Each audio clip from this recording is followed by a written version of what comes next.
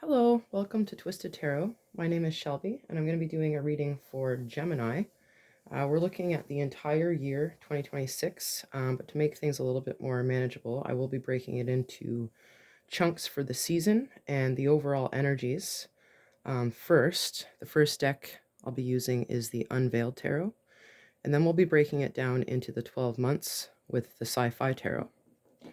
So this reading is for Gemini. If you have Gemini in your sun or any other placement in your natal chart, you may be able to find some helpful information in this reading. And guys, keep in mind, this is reflections and projections. They are not predictions.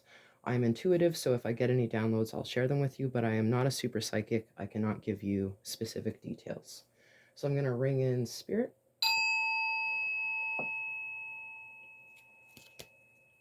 Okay, we're looking at main energies for Gemini 2026. What are the main energies for the sign of Gemini 2026? I apologize for my shuffling skills.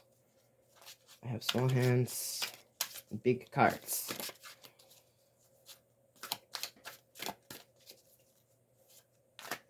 Gemini 2026. Gemini, main energies, please.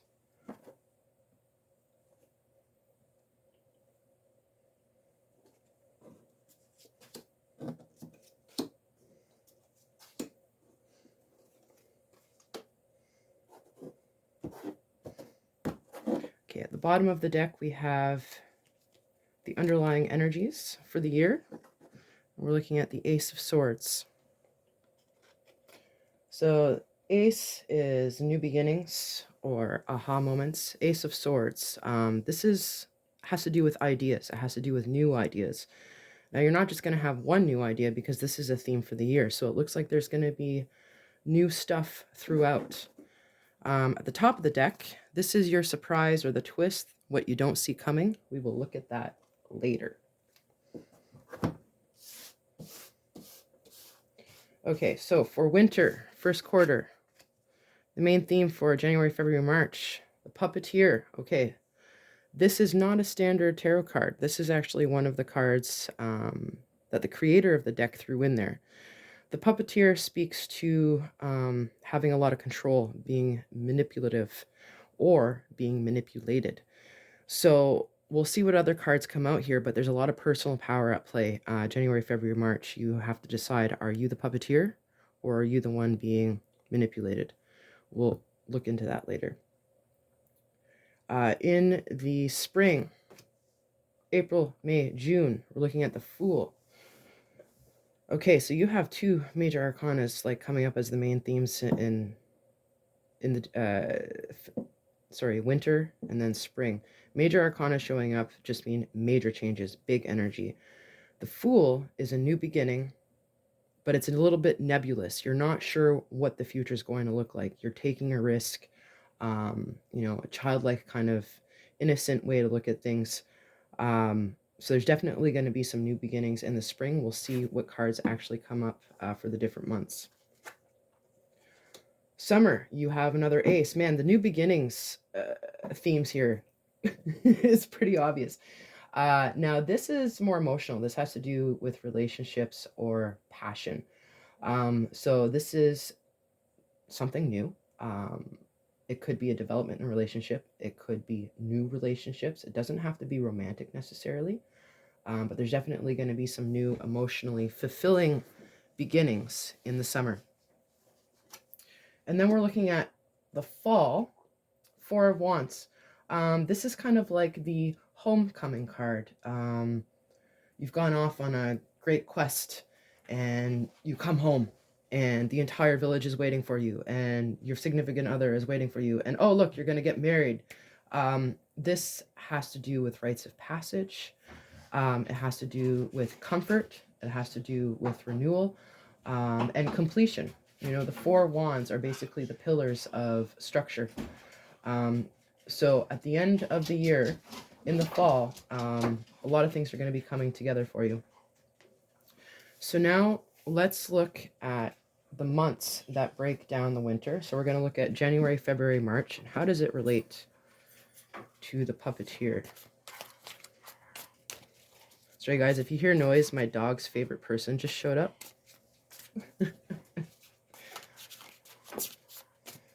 Okay, January, February, March for Gemini. Why is the puppeteer here?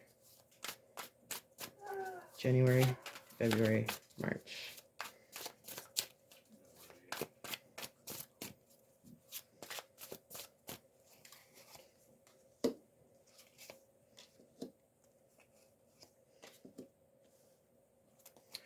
Okay, for the Fool in spring. Why do we have the Fool for spring?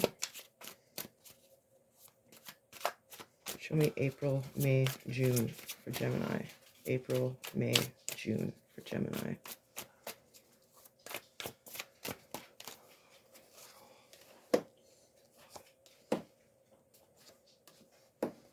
Okay, the summer, Ace of Cups. Why is the Ace of Cups there for summer? Give me 3 cards for the summer. July, August, September.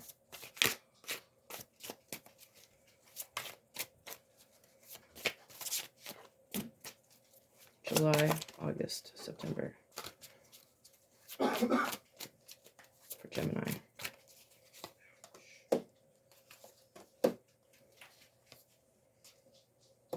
Okay. Last stack here, 4 of Wands for the fall. Why do we have 4 of Wands for the fall? What's happening in October, September? Sorry, October, November, December. End of the year for Gemini. What's happening?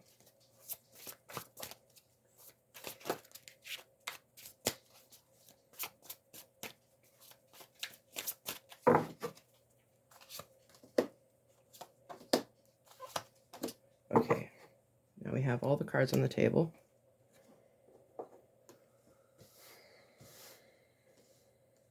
Okay, let's look at winter first. January, February, March.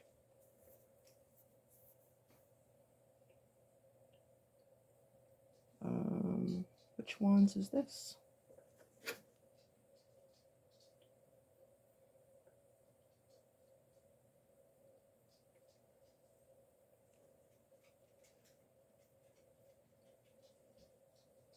Okay, 9 of Wands. I wish they would put the number on the card. Oh, card number 9. Duh. Okay, so this is this means that you're overworked. You have too many, irons on the fire, so to speak. You need to give up some of the load on your plate. Now, 9 is actually a pretty positive card because it means that you're very close to completion or, in the final steps of something. But this just means that some of the stress might actually get to you and delay things. So if you can give up some of that responsibility, that will help you. The Chariot coming in the very next month in February, this means making progress, taking steps, but being able to maintain and balance. Circumstances change every day, and if we try to think that things are going to stay the same, we'll be wrong, and there'll be some negative surprises there. So I really do think that both of these cards come into play, and both of them have to do with personal power. The Knight of Pentacles showing up in March. So all knights refer to forward movement. The other knights go pretty quickly, but the Knight of Pentacles moves really slow. He's very calculated. He knows exactly what he wants to do. He knows exactly where he wants to go. And this plays in with the Chariot energy, being able to balance and maintain. So there's definitely a lot of personal power in January, February, March. You're going to have to delegate and be aware of some of those shortcomings that might be coming down the road. You might have to slow down a little bit. Let's look at spring. The Fool. April, May, June.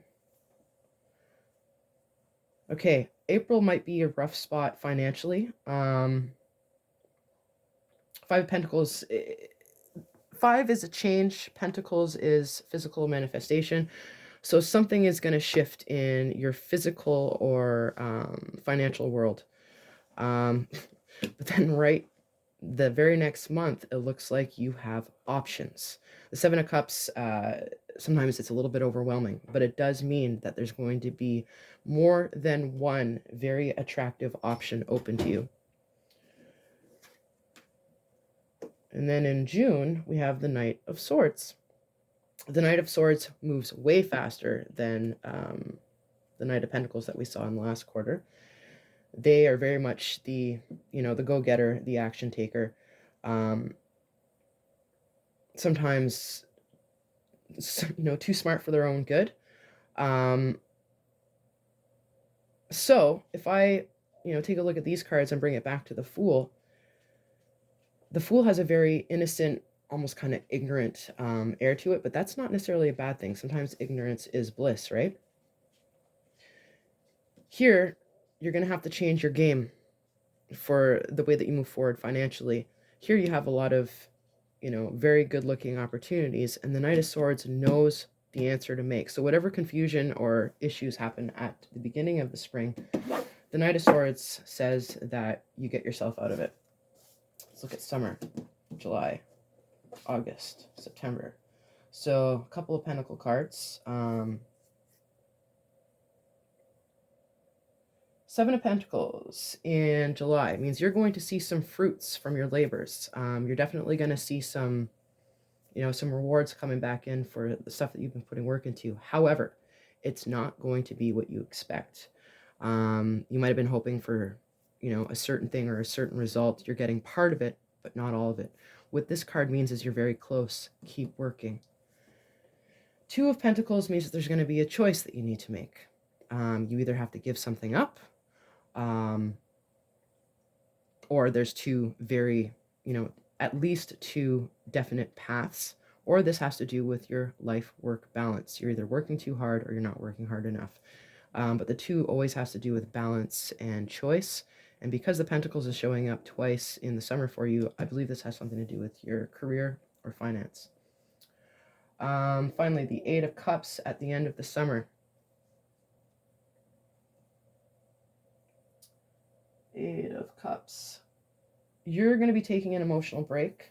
You might find yourself pulling back from people, or not frequenting the same places that you normally do. And this is necessary. There's going to be bigger changes coming up that you need to basically rest for. This card shows up after like a long emotional struggle, and this is like it's finally over. You can finally break away. You can finally take a rest. There wasn't any other romance cards or anything like that came up though, so I really do believe that this has to do with emotional, emotions related to being overworked.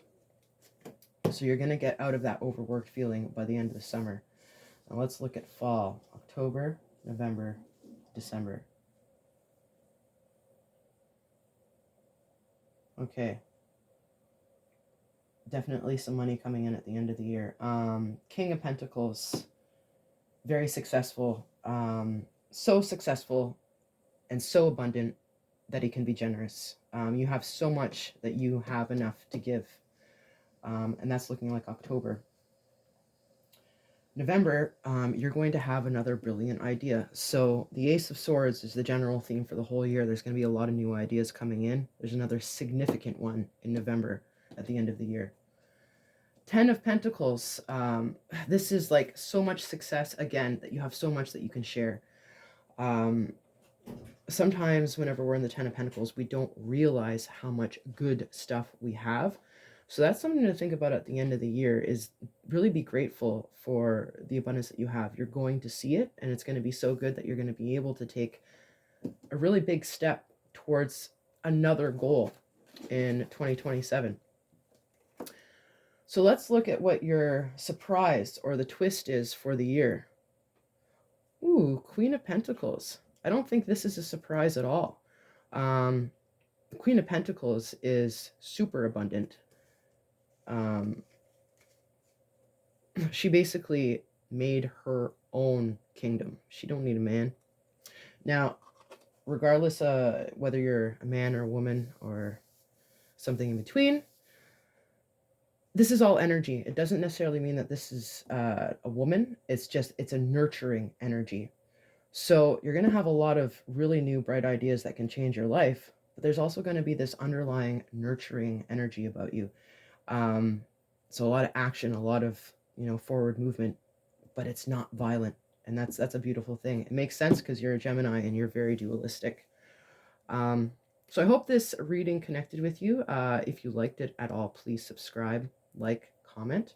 I will be referring back to these cards for your monthly reading, just for shits and giggles. I want to see, if these energies really do play out for the rest of the year. However, it's your world. Free will exists, so you can change everything here. Thanks for joining.